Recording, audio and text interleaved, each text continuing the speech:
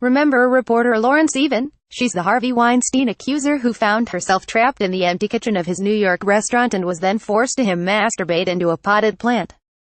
Today, The Hollywood Reporter published a piece in which several of Weinstein's accusers talk about coming forward to tell their stories.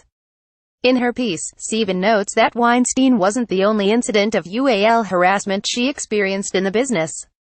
She claims former Fox News executive Roger Ailes once told her to sit on his lap so he could feel her diaphragm. My first job out of college was at Fox News. I thought it was normal to feel like you had to be attractive to men to get ahead. Before I went on air in a local market, I was a producer for 8 years. I'd see it all from the production side. Female talent would show up for work and boss Roger Ailes would call down to the control room and say her skirt was too long, she's not wearing high heels, tell her to change. I don't want to see flats ever again.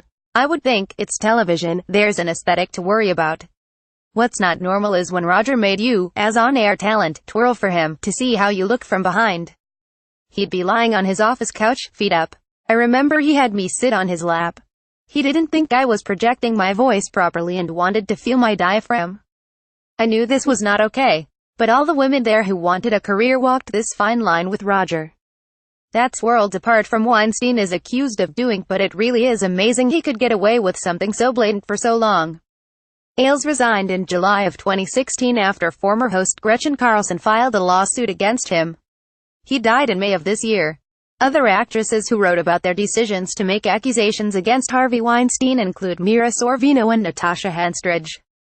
Sorvino writes, I have been an advocate for women and girl victims as UNODC Goodwill Ambassador against human trafficking since 2009, but it's so much harder to come forward and be your own voice of, hey, I've been haunted for 20 years by what you did to me. And I got away without being raped, not like so many of the other people we've found out about recently. But I've been afraid of him ever since. Every time I saw him at any public event, I plastered on this false smile, just trying to get past it, like everything is normal. Once I decided to tell my story in print, so that other women and girls would not be victimized by Harvey Weinstein, I felt an enormous peace wash over me, that I had the courage to tell the truth about a beast, and in doing so ended his dominion of intimidation that had lasted over 2 decades. Actress Natasha Henstridge said she struggled with labeling herself a victim. I don't like being a victim, or the idea of people thinking of me as weak. But to be a victim doesn't mean you're weak, it means that somebody did something bad to you. I had to come to grips with that. I spent 3.5 weeks after the stories came out teetering constantly. It was like PTSD. Meanwhile, Rose McGowan continues to scorch the earth in her Rose Army campaign against Weinstein. Today McGowan tweeted that Meryl Streep was a lie and also went after her former co-star Alyssa Milano for sympathizing with Weinstein's estranged wife.